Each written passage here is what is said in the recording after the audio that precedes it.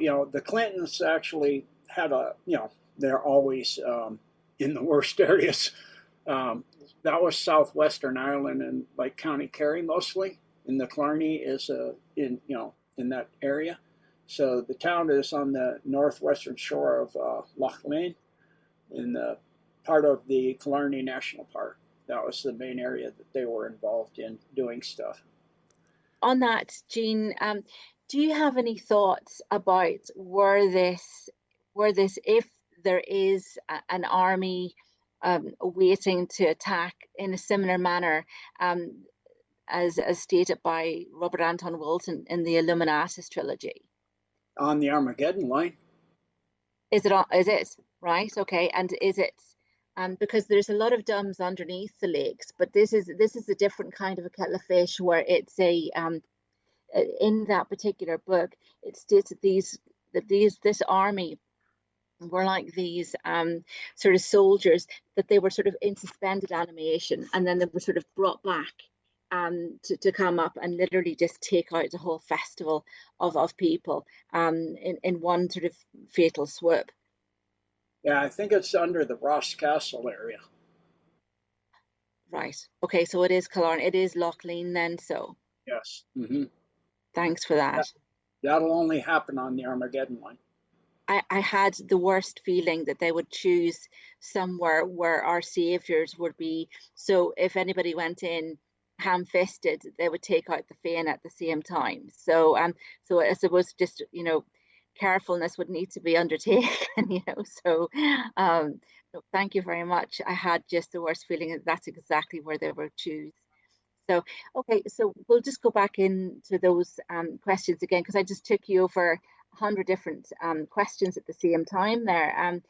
So uh, okay, so what is the current status then around Ireland, and also whenever these guys are digging these tunnels, like there's talk about sort of a tunnel that runs from Croagh down to Knock Airport and down to, and there's an intersection there at Lough Cara, which you talk about quite often.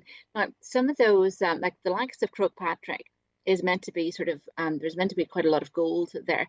So I would imagine that the deep state wouldn't be looking after the best interests of the people of Ireland.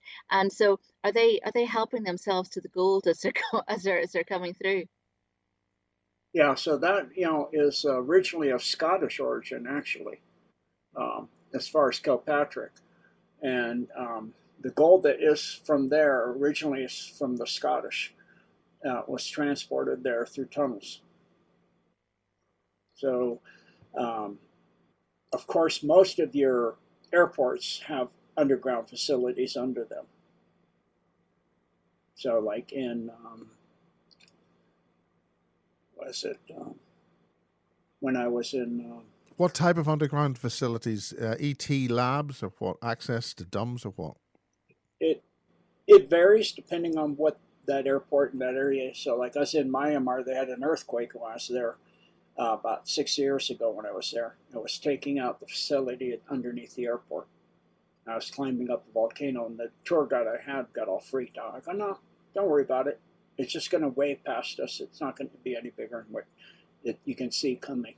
He was all freaking out, and I was like, no, it's okay, because I'm able to hear, the sub frequencies, the low hump, like throbbing. Most people can't hear it, but I was born with that a wide range of hearing, and so I can. It's not like hearing. I can feel my eardrum move, like pulsing, and so I said, "That's." I can feel how strong it's going to be, and I said, "That's all there's going to be."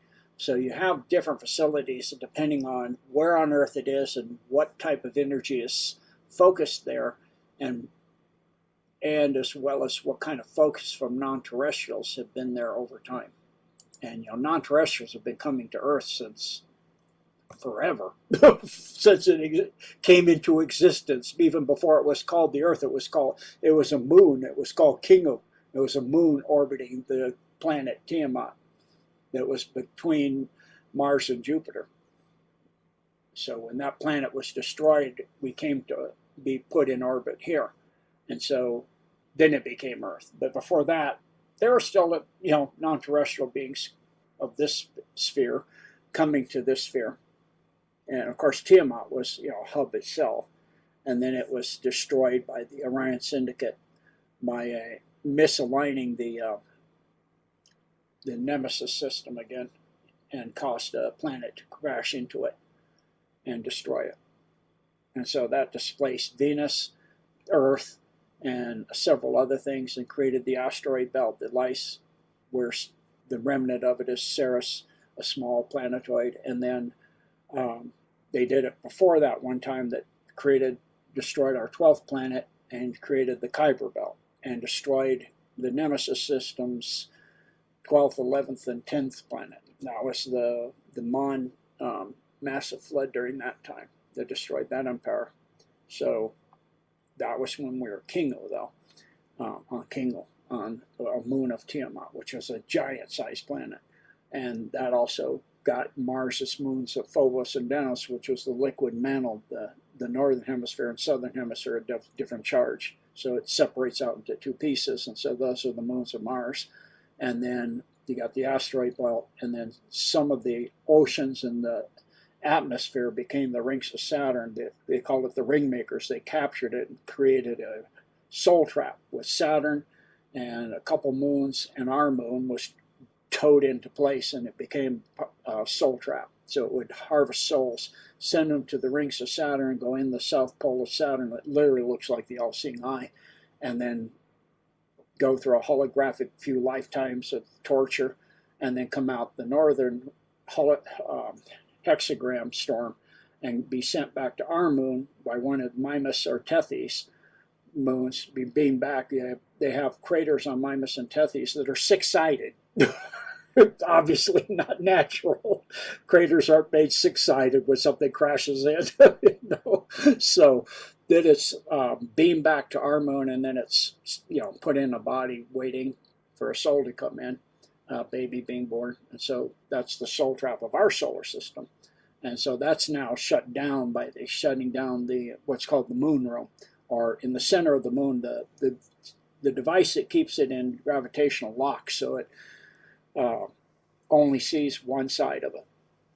It's now gotten old, so it has a wobble of an 18-year cycle where you see 54% of the surface of the moon over an 18-year period. But they shut down the part that captures the souls in our solar system. There's still the Milky Way system soul trap that keeps you in the Milky Way, but that's a lot of planets. So there's a lot, and there's some good planets in the Milky Way that aren't fallen, even though the Milky Way itself is a fallen galaxy. But so there's it depends on if within the Milky Way which negative or positive groups are focused on which areas, what those airports will be designed to do, the facilities that are under them.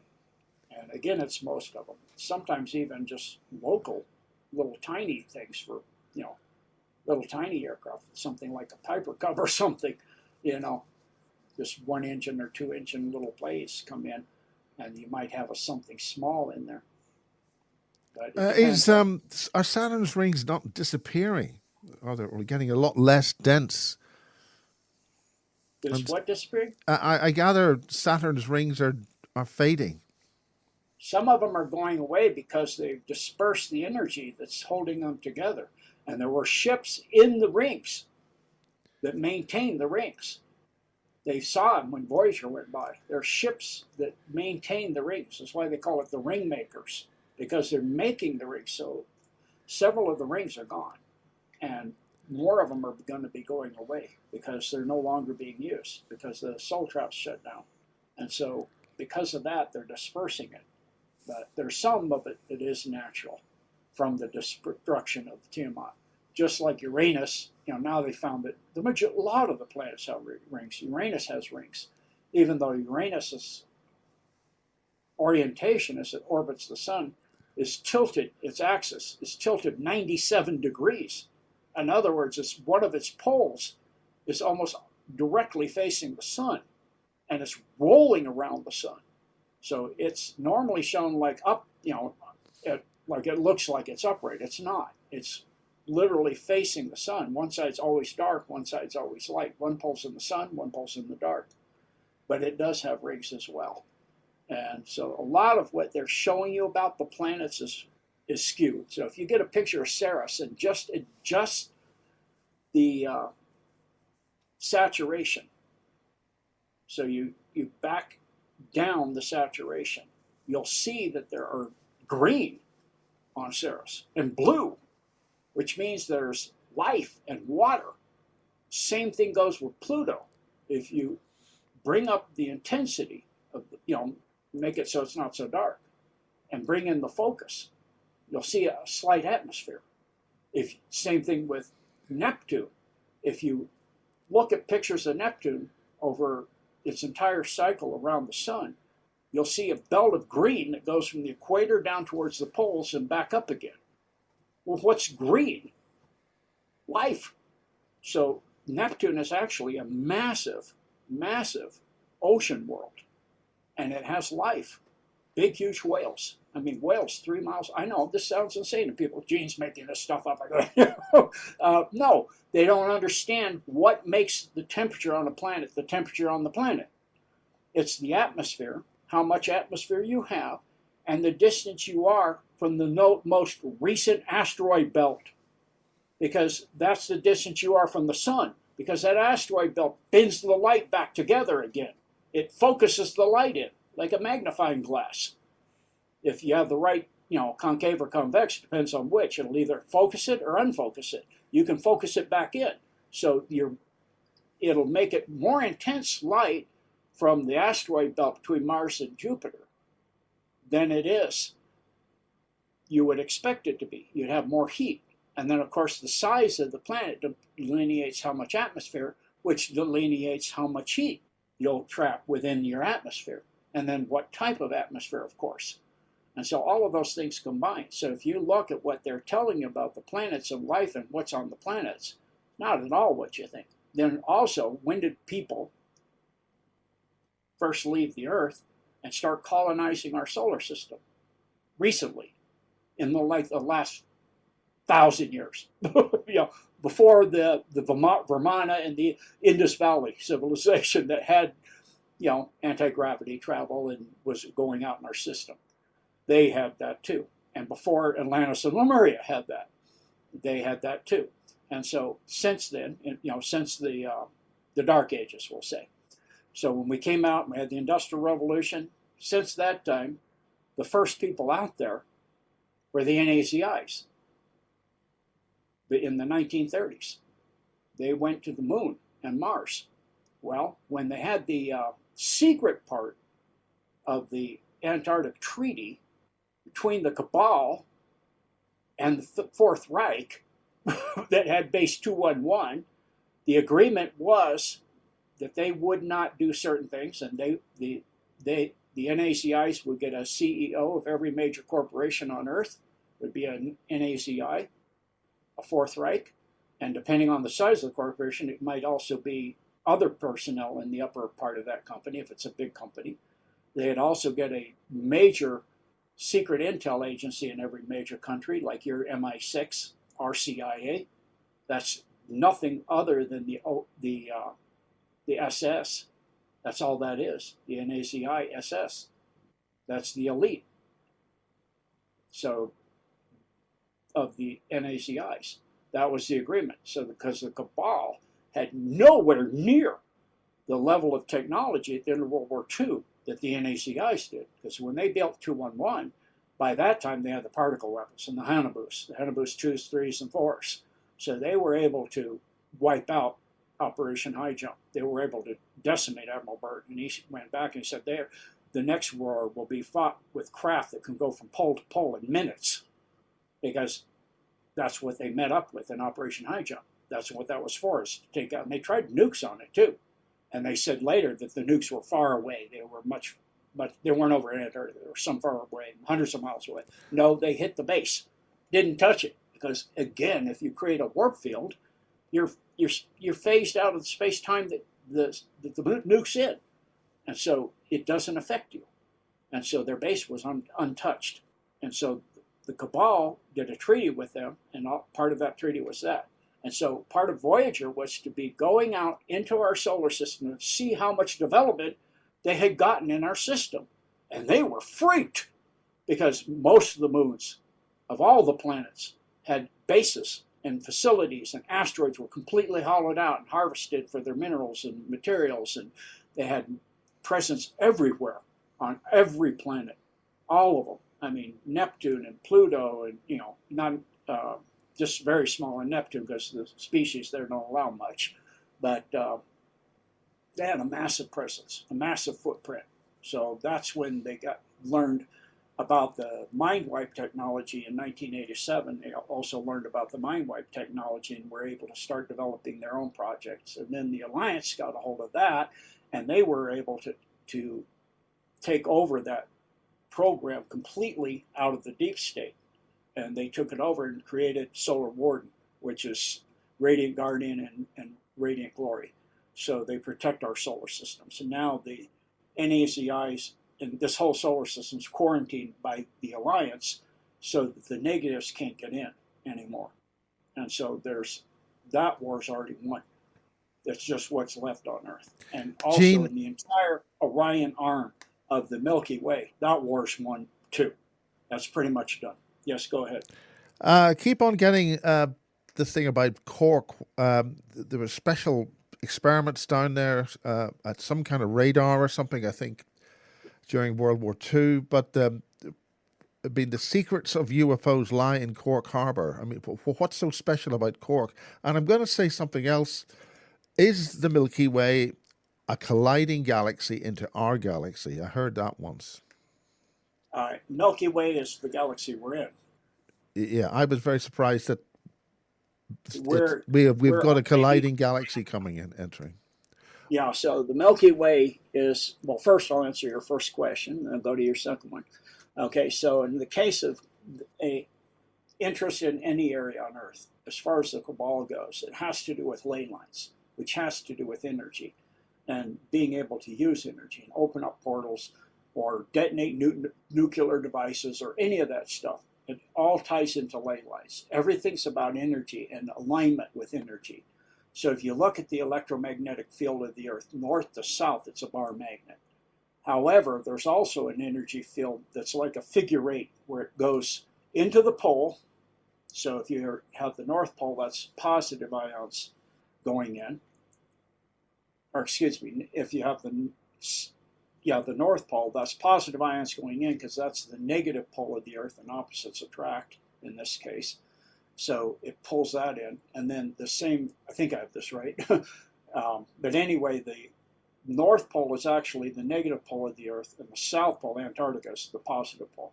And there's an energy field of ions that go out of the equator and go up to the pole, and then go to the center of the Earth and come out of the equator with the opposite polarities flipped in the center of the Earth, in the central sun of the Earth, and it goes to the other pole.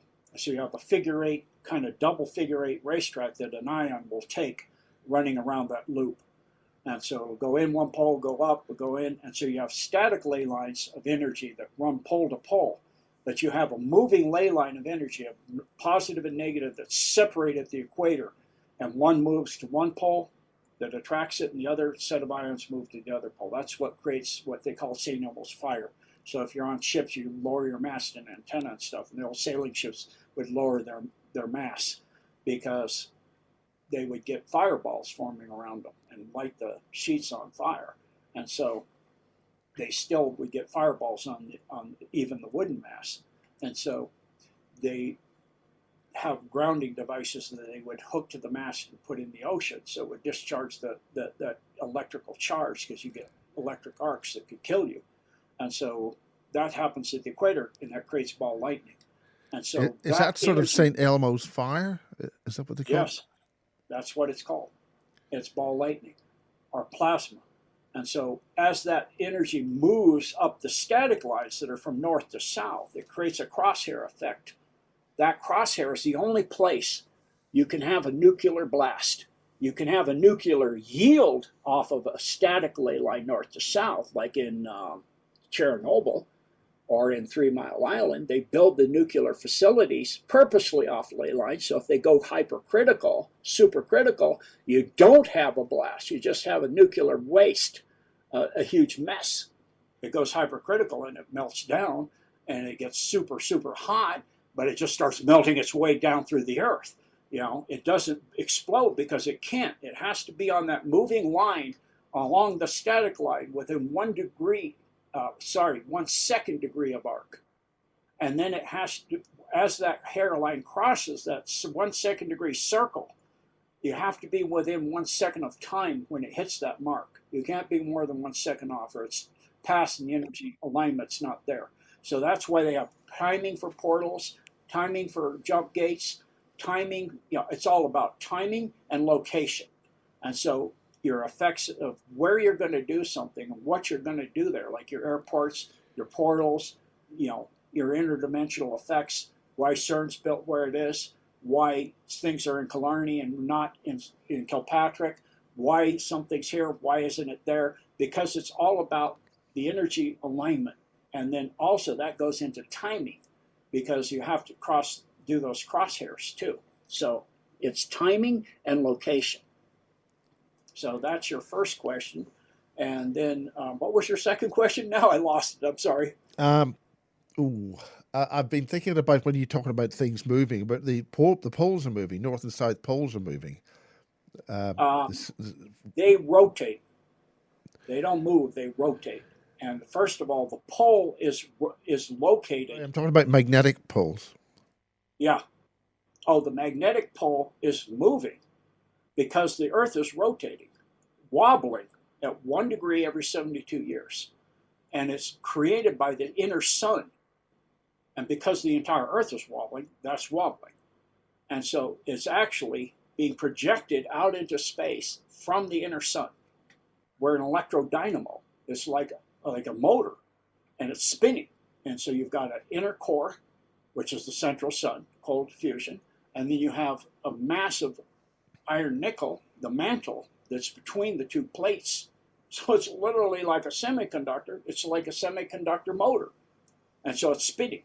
And so that creates a field. So when Admiral Byrd flew over the North Pole, his first is, and the same thing if you read Smoky God, and those other trips that people have gone inside the Earth, first their compass starts pointing up in the sky. Then as Admiral Byrd was flying, it started pointing down. And it was spinning all over the place, but it was pointing down because the pole is going into the hole that goes into the inner Earth where the sun is inside there. And so that is, you know, moving because the Earth is spinning on its axis, but it's also wobbling in that spin, and it's changing 1 degree of orientation every 72 years. And so every 25,920 years, it makes a complete cycle. And that's because the Nemesis system passes through our system at exactly that cycle. And as it passes through, first it comes in behind the Earth, but as it comes out after a 3.5-year journey, it goes behind the sun, and then it and its outer 3 planets of Hellion, Argota, and Nibiru. It's the Nemesis stars around Orf, and the star pass between the Earth and the sun.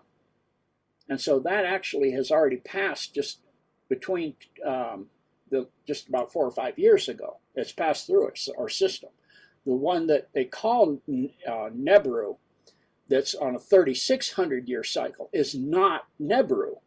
That's our planet X, which is not planet X because we don't have 12 planets anymore. We have 10.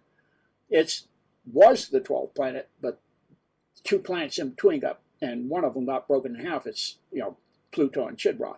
And so now it's a planet that's displaced in orbit badly and way off the ecliptic. So it comes in at I think it's a 34-degree angle above the ecliptic, passes down below the ecliptic between us and the Earth every 3,600 years. That is not Nibiru. Nibiru is part of the Nemesis star system, and its outer 3 planets are outside its ecliptic. So it and its sun pass through our system every 25,920 years. Because as it passes through, its its electromagnetic field is exactly the same orientation as ours. Well, likes repel, opposites attract electromagnetically. So it pushes our planet on its axis. So it causes it to wobble on the same cycle it orbits. Gene, I'm going to say something. Mm-hmm. Atlas 3I. All these objects, Nibiru or Namobo or what it was called, are we entering a debris field every 12,500 years? As Graham Hancock's talked about this sort of thing. No, that's totally different. So, Atlas yes, 3I is something totally different than Nemesis, Nibiru, or absolutely. But are we entering this field of debris from something else? And is that no? We've already passed through that about 6 years ago. There's the Taurus field. We passed through that 6 years ago. Well, I'm going to ask because we're on December the 9th, and this Atlas 3I, this Harvard professor is saying it's alien and all this. Are we going to be invaded on the 19th of December? Well, it depends on your point of view. Yeah, well, that's what I'm teasing. I'm just saying, because we're either going to be right or wrong on this. Yeah. Well, so if you're the cabal, you're being invaded. Yeah. I always believe what a Harvard professor says. You're being rescued. You're being helped. It depends on your point of view, right? It's like what is it? The head of Syria now, who used to be a terrorist, he was being Anna Janapura, I think it was the journalist was interviewing him, said that you're a terrorist before, and now you're president. Da, da, da. Well, it depends on your definition of what a terrorist and what terrorism is. Well, that's true. Yeah, I mean, if you were in that sect he was in, you're a freedom fighter for your group. But from almost anybody else on Earth, you're a terrorist. So if you're a Satanist, yeah, it's an invasion. But if you're a God-loving person and loving and compassionate, you're being helped. And it's going to offer upgrade and a lot of other things. They're freaked out because it deaccelerated, then it reaccelerated, then they scanned it with penetrating radar systems and other technologies, and it started reorganizing itself inside. And it started changing dimensionally inside and getting bigger inside than it was on the outside, and they're freaking out. They're like, "Oh no, this is extremely advanced technology. We're in trouble. I don't know if we can deal with this. And what the heck? And what is it? And oh my gosh!" And so they're freaked out and upset. It's all part of the Great Awakening. It's all part of the delivery of humanity from their arms and their hands and their clutches and their rule. Now, what do you mean by the Great Awakening? A lot of energy, a lot of solar flares happening, people feeling weird at this time. Yep, it's why they call the Hopi, and there's quite a few groups. The Navajo, I think, also have the Blue Kachina, and so it's a blue sky event. And so they've seen like the Borealis in New Mexico and Arizona in the U.S. in the summer. Yeah, a lot of people in the lower latitudes seeing green skies. Something's going on. Yeah, so that's the Golden Dome going up. And that's in reaction to all of it. Well, not reaction, response to all of this. It's all part of it. That's why the cabal is losing, because they had no idea all this was in place beforehand. Other than the Golden Dome, they knew the Golden Dome was there. They didn't know what it was, and they couldn't use it. Same as the technology in Romania, with that system in there, with the that Radar Cinema writes about in the Transylvanian series. That's tied to the Golden Dome. I've seen images. I've seen images of huge, narrow type pyramids and lots of sort of like frozen in time people, as if they were watching something, and then they all just got crystallized in Romania. I think it's Romania, in these underground tunnel places. Mm-hmm. Is that what you're referring to?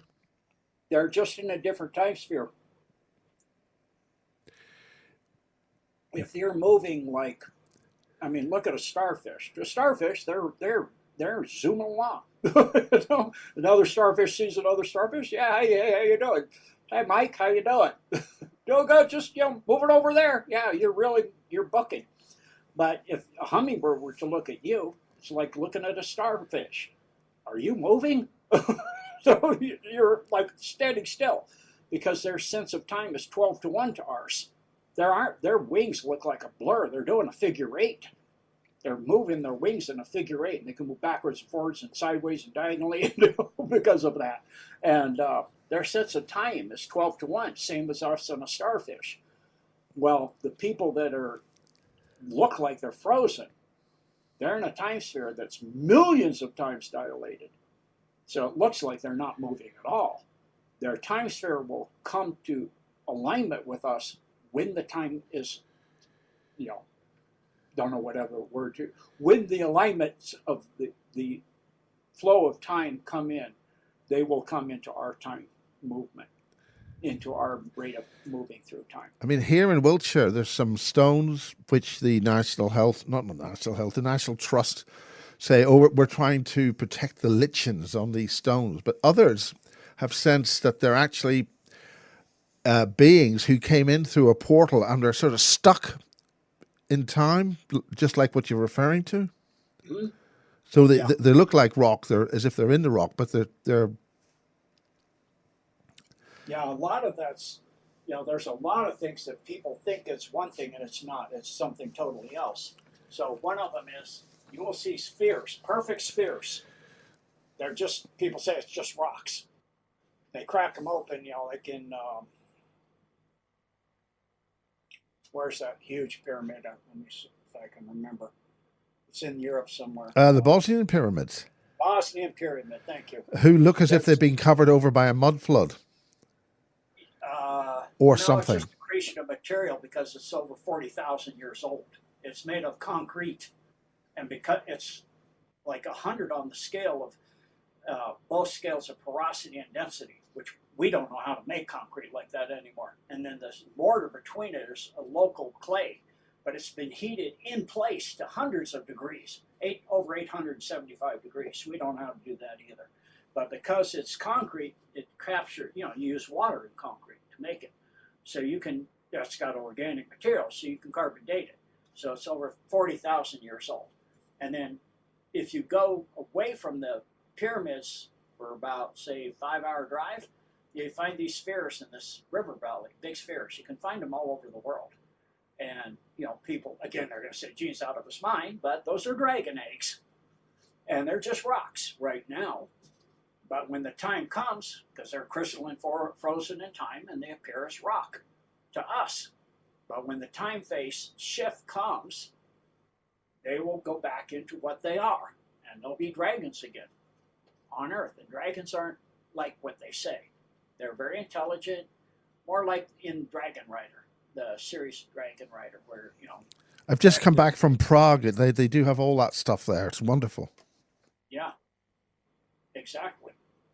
So, the ancient tales and all of that, you got to look at who's saying what. Why are the dragons all being killed and evil? Yeah, because they're beings that shepherded humanity. Well, the Cabal doesn't want shepherds that are that ferocious and protecting humanity. And the good humans made a lifetime bond with a dragon, and we're the Dragon Riders. Well, that's the last thing the Cabal wants, something that ferocious, so they killed them all. I was shocked to see the amount of Masonic architecture in Prague, but also I didn't realize that George killing the dragon, I thought that was an English flag thing, but of course it isn't. This is something which is much more widespread. Is that what you're referring to? Well, you see dragons, it doesn't matter. There's different species, different kinds, subspecies, so to speak, like the long, thin ones in China. And then you got heavy, thick-bodied ones in Northern Europe. And, it depends on, some of them have wings, some of them don't have wings. But most of them have wings, and some of them have 4 wings. So it depends on the type. But you see them. You can't, people just say, well, what is it? It's just imagination. Well, then why do you see it for thousands and thousands of years all over the world, everywhere? You have them. I mean, it's like Graham Hancock said, there's got to be some reason why you have pyramids everywhere. And supposed civilizations that had no contact, are separated by thousands of years. Same thing goes with dragons. Same goes with the little people. There's got to be something foundational for that, and there is. But our history has been so badly tampered with, it's so badly written by the winners, who are the evil bad guys, that we don't know what it is, because it doesn't serve them for us to know. Because, again, inside the earth, there are dragons still, and there are dinosaurs still, and there are a lot of these things that are gone from the surface of the earth because the Cabal didn't take over the inside of the earth. They didn't allow them to. I've heard sightings of dinosaurs running around causing trouble. But I'm going to say another thing. Tartaria. I got a book which was based on it wasn't the Royal Air Force. We were talking about 1905. They were training pilots to, they needed to train pilots for aerial reconnaissance. And I've got a book of the pictures they took, and the infrastructure of roads at the early part of the start of the 20th century is immensely intact and in very high quality condition. Did they not have electric cars in the early 1800s, and this was all taken off us with this so-called Tartarian thing? Well, before that, they had anti-gravity and craft like the Brahman and all that. But that's another timeline. That's a different Earth. The Cabal on that Earth truncated it and destroyed it all, and tucked it into this timeline. It merged into this timeline. So it brought with it the buildings and stuff and a few of the people, not many. The people are much taller. They're like 9, 10, 12 feet tall. And huge entrances. I mean, I thought that was because people were on their horses, were riding into a building, and high mantelpieces in buildings. No, that's because that's how tall they were. That's what they don't tell you, is people have been getting smaller and smaller and smaller for a very, very, very long time. So if you go in Egypt, in the Valley of the Kings, and you look there, you still have some of the people from ancient times that are 60 feet tall. That's why the doorways are that tall, because it's built for the gods, but it's not the gods. And then you also have the Nephilim, which are giants too. So you've got both good guys and bad guys, and they're fighting and killing each other, even back then. And so the bad guys won. But now that's turning around, and Earth is getting its freedom. All of it, not just humanity. There's still some of those types out there, both the good ones and the bad ones. Well, Gene, we're getting on the show. Is there any particular things that you want to talk about in terms of? I mean, there's a heck of a lot of stuff around the so-called British Isles, with portals and energy fields. I mean, if the southwest of Cork and the southwest of England have the same sort of energetic structures, St. Ives and all that sort of place. The Nazis, sorry, I can't say that. But they were there studying very detailed analysis of the energy lines and doing an awful lot more work on the Earth's energy grids. And likewise, Southwest Ireland and Cork and Dingle. Who do you think won that war, or was there a winner, or are they still doing it? It's hard to say, because the history is so distorted. But the winners wrote the history, and in the case of this world, that's usually the bad guys. So I would say the bad ones won. But I saw Josie had her hand up, so yeah. Look, I think we should maybe sort of try and counter this. I'm so appreciative of your time, Gene, and maybe it would probably be wonderful if you would come back and join us, because I think we could have another 2 or 3 shows just talking about sort of the geography of the UK and Ireland. So talk us through the routes in around sort of. I'll focus on Ireland just because that is my point that I wanted to get started, because generally we kind of get a wee bit forgotten about, over here. So so tell me, what kind of routes do you know about from Ireland? What ports do they use? Miles had said there that Cork Harbour is some big hub, where there seems to be an awful lot that's happening in underneath the water there. And there seems to be like sub bases and so forth. So tell me, what do you know about which ports are used, and where are the routes that are coming through there? You'd mentioned before that there was a route that goes from Cork that travels up towards Killarney, up through Clare to Galway, heading up to Lough Cara. So that's one route that you've established already, and there's a route that runs from sort of Galway to Dublin. And I was wondering if there's a route that runs sort of Cork west to the likes of sort of Bantry, and also if there's a route from Cork that runs out to the east to Waterford and Wexford, and how are they sort of navigating their way up through the city or through the entire country? Which you have those tunnels. The main focus I did before was on the dumps that are for the deep state. So you have massive amounts of tunnels and connections, both maglev and even submarine tunnels, and then underground highways and roadways, and then even smaller ones too. So like I said, it goes back to the Romans, which goes back to the Atlanteans, which goes back, I mean, it just goes and goes and goes. But the main dumps that the deep state had in Ireland are first in Mayo County, which was in an entrance from the feeder to the Alley River on the foothills of the Pottery Mountains, about 12 miles east of Westport while heading to Lake Cara. And that facility is over 1,000 years old. It shows you what I mean about how old this stuff is. And then the next one was Station Island, and that's relatively new, but that's high-level demonic stuff, and that was satanic ritual and ninth circle sacrifice area underneath there. And so if you look at that from above, you have a stylized in the landscaping, the all-seeing eye, and the eye of Horus. So they love their symbology. They seem to always have to do that. And then you have the part of the Orion star system delineated out in the buildings of that Station Island. And then those are the only main systems of domes that the deep state had in Ireland, actual domes. And then those are tied directly to Scotland. Like I was saying, you have Balmoral Castle, which is a ritual sacrifice area with a large tunnel that goes to Windsor Castle. And then you had, in Wales, you have Brecon Beacons dome. And this is it's so ancient they don't even know what civilization built it, but it's an elite group called the Group 5-8 that ran that dome, and it was the Brecon Beacons, very, very nasty stuff there.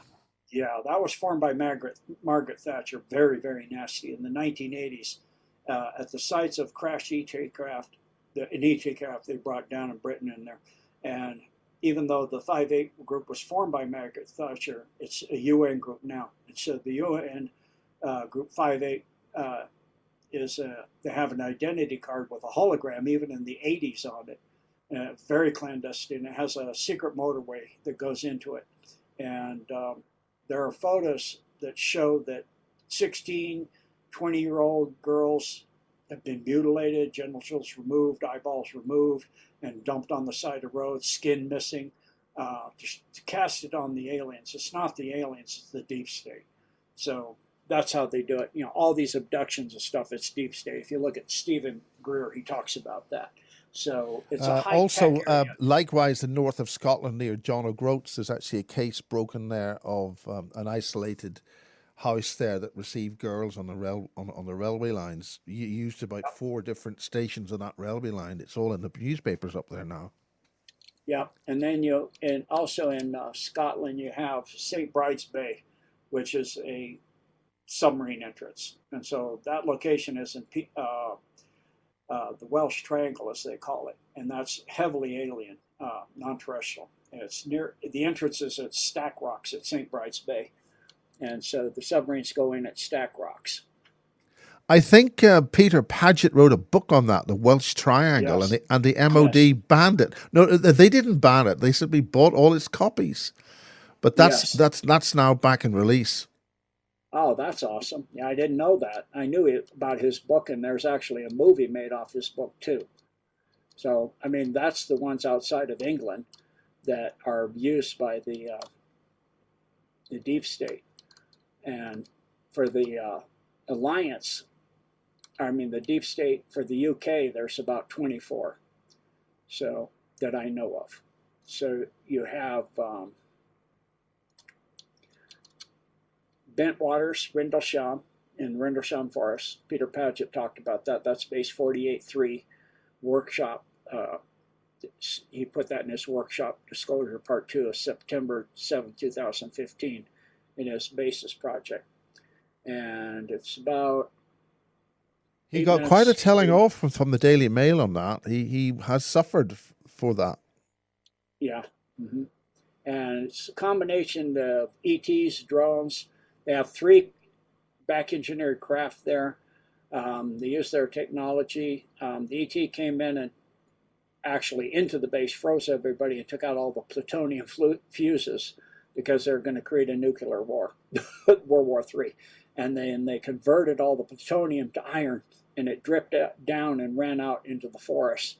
And so it was cleaned up, and they cut down some of the trees in the area just to hide it all because they didn't want that area to know. And so that was there was radiation there. Nick Pope made a reference that there were significant amounts of radiation there, but in typical fashion, in a sentence or two later, he said there were insignificant amounts of radiation there. Yeah, because the ETs altered it. So it was the British's largest nuclear arsenal deterrent in that one, and it's gone now. It was just mutually assured destruction, so to speak. But they're going to start mutually assured destruction, and then there's a set of dumps that are interconnected. RFA Bentwaters, Woodridge, Waterbeach, Lakenheath, Skullthorpe, and Neath. So, what about the Lake District, northwest England, into Carlingford Lough in Ireland? Carlingford Lough is between the border. Well, they're all, like I said, in the UK, everything's interconnected. Everything's connected. And so, Waterbeach they had Chimeras that are venom fighters, and then. Of course, we know about Rendlesham. We just went through that. And then the Bentwaters looks abandoned, but it's not. And that's because there's a Zeta Reticuli gray space underneath it. And it was being used for mark alter, child sacrifice, achrome harvesting, and harvesting of organs before the Alliance took it over. And so that's now no longer the case, of course. Then there's Berkshire Newbury, which is in Berkshire RF near Greenham Common, and that's for anti-gravity back engineered craft and storage. It's headquarters for Project Mannequin. It's an MI6 mind control program and genetic manipulation A1 hybrid programs and advanced anuclear research, which is converting nuclear energy directly into electromagnetic energy. Just on a side note there, both Greenham Common and Bentwaters are available to make science fiction movies like Star Wars. If you want. Oh, yes. Yes, that's because that's already there. So they can actually just film what's already there. And then you have, of course, we talked about Peasmore in Berkshire, under the town of Peasmore, and that's the AL499 base. And it's a massive base. This is the biggest one in the UK. It is that entire area is underneath there. And so besides housing nuclear weapons and missiles, it was used for cloning, Mark Ultra, conditioning, mind control to create super soldiers, in genetic enhancement along with cyborg increased placement. And it was also tied to the NSA and housed gray facilities and did many genetic crossbreeding, bipedal wolf type, for example, from mixing with Canis Empire beings from Sirius that feed off fear and hatred, and along with chimeras with humans that do that. And so that was that one. That's the largest one in the entire UK. And then you have Berkshire well in RAF Welford, and the next Yes, one is that's right Bucking. beside it. It's Air Force Base. There's Yes. a road off I think the M4 that goes Uh-huh. nowhere. It just happens to be a full road junction, but there's nothing happening here. But it's not available to the public. Yeah, it's like, there's a place where I grew up here, and there's a four-way highway out to this little dinky thing. I'm like, what do you need a four-way highway out in the middle of nowhere for? It's kind of obvious. I was like, oh my word, talk about ridiculous sometimes, obvious. Then the next one is Berkshire, RAF Welford. Like I said, then there's Buckingham Palace itself. And it has large Just had facilities. a full refurb. Uh-huh. That happened a couple of years ago during the so-called emergency. Yeah. And I asked some of the workers there, and we had a bit of a conversation and nodding of heads with everybody, not saying anything, but saying a lot. Yeah. And of course, Buckingham has large tunnels that go to Whitehall and the Parliament. And then that's also, we talked about Zenner, and that connects to Montauk through the Menontal stones. It creates portals to do that. And that's where we talked about Alice Crowley, and he had a quantum grid line going to Montauk that they would use to connect. Just to for Montauk. anybody who wants to know, there are tours of that region by Bob Osborne. If he will take you up there, and also the NZIS lair. There's another house within sight of what Alistair Crowley did. We can see the thing, and all those buildings are within fairly easy walking. Of course, they've got normal people living in there, except for the one with Alistair Crowley. The farmers won't allow access to that. Yeah. In fact, there's a truck there that drove there and has never been able to drive away, so it's sitting there rotting. Oh my goodness. And then of course you have in Cornwall, St. Ives, we talked about that. And it has the largest sea gate in the UK. It's for the world subsystem. It goes into the world subsystem. So it's on the shore of that seaside town of St. Ives. And they abduct people there regularly and implant them and then return them. They don't know anything about it. And that's according to James Caswell, who's, I said before, MI6 in it. Published a new book called Escape from Tartarian. Mm-hmm. And it actually connects with dumps directly in the lakes in Peru and lakes in Malaysia and under Penang Island. And he was taken from that dump in St. Ives straight to Penang Island. So it shows you. And then that was also connected to Alistair Crowley's conjurings and stuff with children and missing children and Zenner and all of that, and tied to non-terrestrial stuff. So, and the Devon police actually in Cornwall had reports of missing children in that area as well. And like you said, D.H. Lawrence stayed at a small cottage in Zenner, and he heard explosions while he was there coming from deep underground. And then we talked about Carn Cottage, which is part of the wild, rugged landscape of the Zenner Hill area for over 200 years. It's an ancient burial area. So, of course, that's going to attract stuff. And Crowley was doing all his conjuring. That's where he had his main area, where he was doing stuff. And so there's a lot of Satanism and Greys and Reptilians connection to that area as well. I think he was communicating with Jack Parsons yes. in the States at the time. Yes. And we talked about the Clouds House. We've gone through that one. And all about what's in there. And our RAF Lakenheath, we talked about that in Suffolk. And that's a Monsoon 1 facility. That's 70 miles northwest of London, about 25 miles from Cambridge. It's now completely run by the U.S. Air Force. It's a White Hats, actually the Space Force now. And it's now working with Sandia Labs, which is also taken by the Alliance. And then Liverpool has miles of tunnels under it, I mean, and a lot of that was child sacrifice and torture and acrum harvesting and satanic rituals, like under the Metropolitan Cathedral. Um, there's a lot of Masonic symbology in that, and in the Anglican Cathedral in that area. And the Metropolitan Cathedral is, if you know your symbology, is the most satanic looking thing you've ever seen as far as a church. And then in London, you had a CLC-1 base under Westminster in the Parliament, under the Parliament, and that had sacrifice and demonics going on, and an intricate maze of tunnels under the entire city that connected everything, like the new Victoria Tube Line to the Intercontinental Hotel on Park Lane, to Buckingham Palace, to Hyde Park Station, Hyde Park Tube Station. Maglev connects to Maglev's with tunnels and to the residences and offices of 10 Downing Street, to the offices of the Prime Minister, to the office of the Chancellor, of the Executive. And a lot of this was actually built by George Downing himself, under King Charles II, as he was a spy for Oliver Cromwell.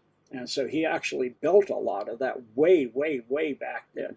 And so that's all actually, a lot of that's backed up by James Casbolt as well. And that also has a Stargate to a planet in the Sirius system. James Casbolt said he was actually taken through that to the Sirius system, to a planet in Sirius. He said it was Sirius B, and they had 7 pentagons in one area. And that our Pentagon in Arlington in the U.S. and Virginia is an exact replicate of those ancient pentagons on Sirius. So that's, he said, where those pentagons, the U.S. got that idea, is from that one. And then Manchester, and that's has tunnels to Wales and Ireland from that dome in Manchester. And there's many of the tunnels that go, for example, most of your hospitals, the Royal Infirmary, that has a facility under it for Mark Ultra and harvesting and all that. And then you have Menwith Hill, and that's now a Space Force facility, NSA originally, but it's now a space base. And you have Oxfordshire, that's Harwell Laboratories, and that deals in quantum research and AI for medical and space applications. Now, it was, converted from what the deep state had it. Then you have Shrivenham, you talked about that before, the Watchfield Military Science College Defense Academy Institute, and that has tunnels and entrances under it that go to from Shrivenham to between Shrivenham and Watchfield, and the southwest corner of Oxfordshire in the Vale of the White Horse, and that goes to Staffordshire and Porton Downs. And we talked about Porton Downs already too. And so that's in the last stages of being cleaned out. And that's a defense science and technology laboratory there, is what that was. And it has 6 levels in it. So they were operating they were doing hybridization, in other words, chimeras, Project Mannequin, Super Soldiers, Mark Ultra program, and for decades research, chemical and all kinds of other research on human beings. It's probably one of the longest running programs there anywhere on Earth. And so it has a deep and dark history. And then that actually is connected to tunnels that go straight to the Strangeway prison dome, because the Strangeway prison has a 100-year history of executions and riots and terrible stuff going on. And so that most prisons have tunnels and domes under them, but Strangeways is one of the most dark ones on Earth. And then that's, of course, all of this is interconnected. Then you have in Westminster, the UK Parliament, which has a large underground area for rituals, of course, tunnels to Buckingham Palace, Whitehall, and Windsor Castle. And it had a massive area, massive area of gold storage and ancient artifacts. And then you have Whitehall itself. And so in Whitehall, you have the systems that go to Buckingham Palace. This is the hub. So the tunnels all hub from Whitehall, and they go to Buckingham and Windsor Castle, Buckingham Palace, Windsor Castle, Parliament, Balmoral Castle in Scotland. And then lastly, we already talked about Wiltshire, Corsham, and the massive computer that kept all of the secrets. It was called the CCC. It was like the center hub for all of the blackmail on everybody on Earth, and it was tied to the one in Israel. And so that's when Israel was hit by Iran, the Golden Dome got a hold of that, and that's what it's blackmailing everybody with. And so it's sometimes referred as tunnel quarry, but because it has an underground stone quarry that was converted to an ammunition dump during World War II. And we already talked about Rudlow Manor. It's under the Royal Air Force Base, or RFA box, just outside of Bath in southern England. And that's, the area for the royal family, for continuity of government to go to. It's like the British Area 51, where they do back engineering of down non-terrestrial craft, alien autopsies, interrogations of aliens. And for those that think aliens are bad, if they travel billions of years and we keep killing them and interrogating them and bringing down their craft and they haven't done anything, they haven't hurt us, they've actually saved our hides several times from nuking ourselves, they're not bad. And they're very patient and very compassionate. So back to Rudlow, it's now purposely kept looking like it's a derelict, and some of the property was sold off for £1.5 million to maintain the image, some of the tunnels and other stuff, but it's still active. And that, as I said, was used as the hub for the organization for the World War II. And then Windsor Castle, we talked about that. I talked about that already. That had a large underground area for ritual sacrifice, tunnels to Buckingham, Whitehall, Parliament, Balmoral Castle. It has a small tunnel that goes under this is the one that goes under Hadrian's Wall. It goes from Windsor Castle, and then it goes to the catacombs in Paris. So the tunnels go under the channel, under Hadrian's Wall, and then to the catacombs under Paris. And then lastly, for the UK is York, RFA Flyingdales. And that's part of the Royal Air Force early warning system, but it had a small dome underground for rituals and tunnels to all the aforementioned areas, including the tunnel that goes under Hadrian's Wall. So that's it for the UK in entirety. Just on that, thank you very much, Jean. That's very, very comprehensive. There was an area that Miles and I were sort of half mentioning there. It's called the Devil's Thumb up at Londonderry. It's the Clintons call it their home from home, if you know what I mean. So of course they do.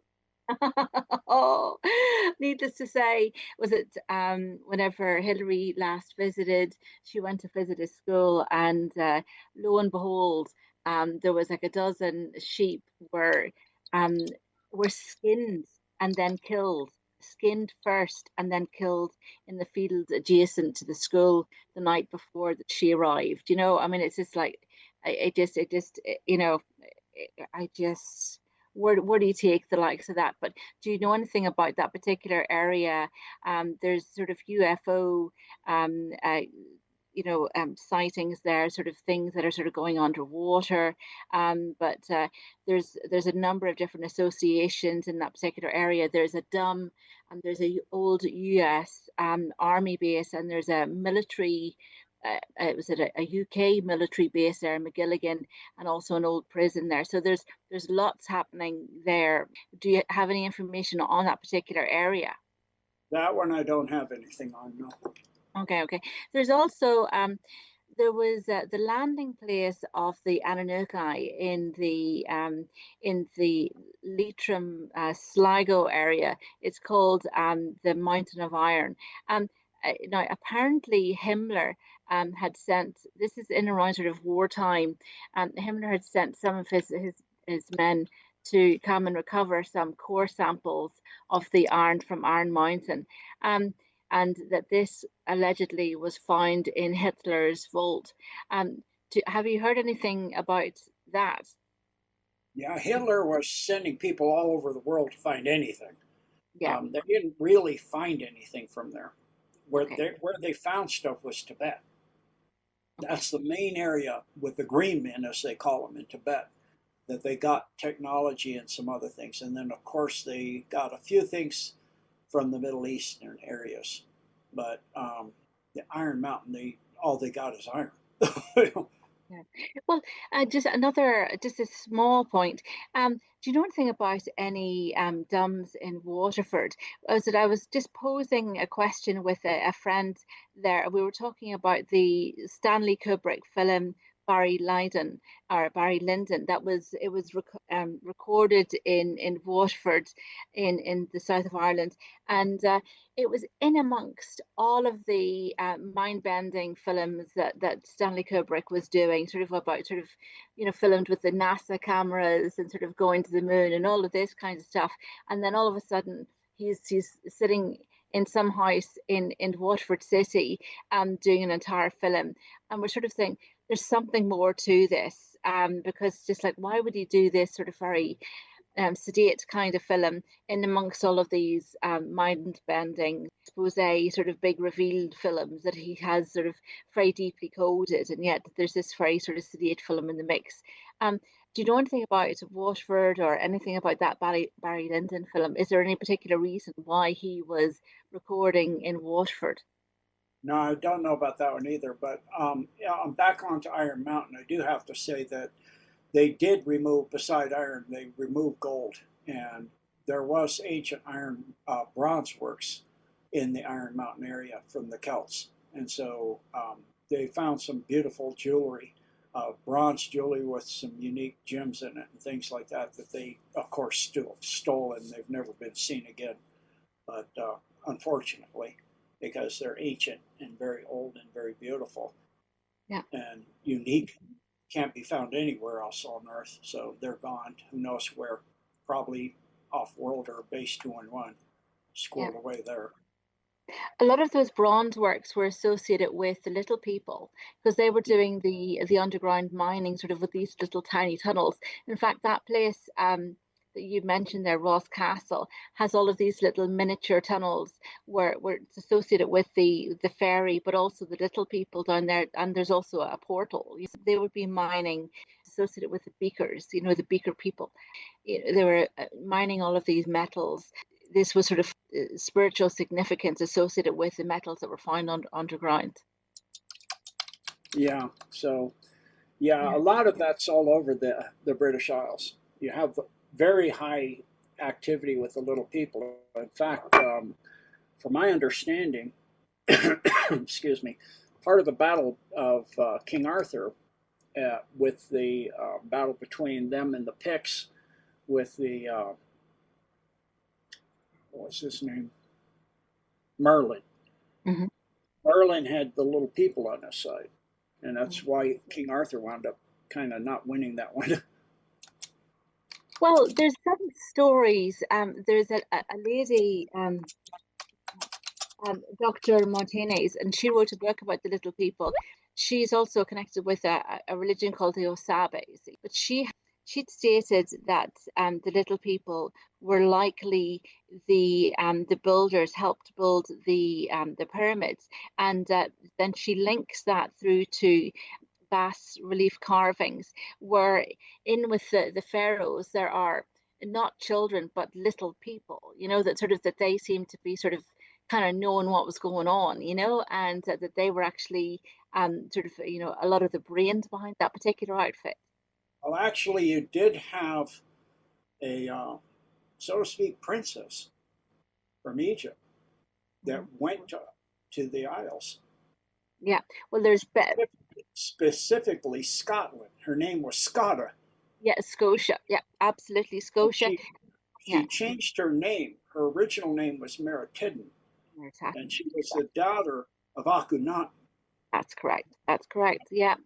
Funny that line that you were talking about for the St. Michael's and so forth off the west coast of Ireland and Killarney and from Tara, that actually that line travels through her the place where she's allegedly to have died. So Yeah. that's meant to be sort of the inauguration line. That's one of the critical points on it. So she wasn't a particularly nice creature, So, uh, but she was said to be sort of the mother of the Freemasonry, and but yeah, she she went after, she was fighting the Tuatha Dé Danann, you know, sort of the fairy, the she, so, or the people of the Sid Mines, and but she wouldn't have been well liked, you know, sort of the Book of Invasions is where her sons came and sort of invaded Ireland, you know, so but she wouldn't. Yeah, and you know, so anyway, she sort of pretty much sort of massacred the Tuatha Dé. So she wasn't a particularly nice person, you know. But yeah, there is a big connection. But also there was Pharaoh King Menes. In fact, there's a lot of sort of pharaonic artifacts in around sort of Ireland still, and King Menes and King Bez, pre-dynasty and Egyptian monarchs that had come to Ireland, and there's still artifacts that remain sort of from their visit here. So which is kind of interesting. Bez, he's a dwarf. The little people, interestingly, the little people and the likes of dragons and Anunnaki commemorated in the high crosses and in early Christianity in the whole of the Ireland, like in some of the like Clonmacnoise cathedrals, and there's carvings of dragons sort of in there as well as on the high crosses, but it was the great advocates of early, I suppose, Coptic and Egyptian Christianity that first came to Ireland. They were meant to have taught St. Patrick, were said to have been little people. So, so it's you know, it's sort of piecing the whole thing together. What it is, it's a fairly complex kind of a story, but very different to what we would have heard. Absolutely. It's been an absolute delight to have you with us, Jean, and hopefully we can sort of catch up again. And this has been an absolute treat for myself and Miles. So, Miles, do you want to say some words here? I think it's really great. Well, I'll It's speak good on to get Miles's the. behalf. It's So sorry. It's good. look, It's good. Sorry, you can't hear me. Sorry, I was did the wrong knob. Thank you very much, Jean. It's been a big honor, and it's great to hear from you, and to get some more information about these islands off the coast of Europe. Thank you. Yes, absolutely. Thank you. well, thank you very much. Look, we'll wrap this up. An absolute pleasure. And just, do you know what? We'll just say a few last words about James Rink, because I know that Jean, you and James were good friends, and just that we all miss him, and we're all very shocked about what happened to James in the last Terrible. week. Yeah, yeah. So many good people have gone already. I mean, I started out with, you know, mostly one of the persons primarily responsible for getting me out there was Kirsten Long, Kirsten Yeah. Duggan. Yeah, and she's gone, and now James Rink, and you know, I've had some other people closer to me that, you know, help me with things and were in communications with me recently that are gone as well. So it's just the times we're in, you know, and plus with the shedding and that stuff combined in there, it's a lot of people are leaving now. It's that time. He was in a Yeah. hell of a state. I was quite shocked to see him when we co-promoted his Kind recent of thought conference. he looked, the last thing I saw that he was doing, he looked pretty drawn and like. I think he was poisoned, and I think people who did it. I don't know, but you know, he didn't look good then. He looks horrendous. I couldn't believe it. Shocked. Yep. It's only about a week ago now. But a really good man, real kind person, and so, like, you know, world will be missing his presence. So Absolutely. it was an honor to know him and to be able to be on his platform a couple times. So thank you, James, and we'll see you out there as I go, you know, and leave this place. Thank you, sir. I'd say he's helping us from the other side now, as is Kirsten. So but no, thank you very much, Jean. I really appreciate it. It's been an absolute pleasure, and there's nobody else that could provide this kind of information. And like what Miles said about that, he had heard one of your tip-offs many years ago, and he'd gone out to check it out, and he was able to validate everything. There was another one of the dams that you would talk about in Ireland quite a lot, and you know, I I was asked to go and take a look, sort of, and I can verify that what you're saying is accurate. So like, thank you very much for bringing the information to us. I really appreciate it. You're welcome. Thank you for having me. See you next Okay, time. thank Thank you. you. Here's bye.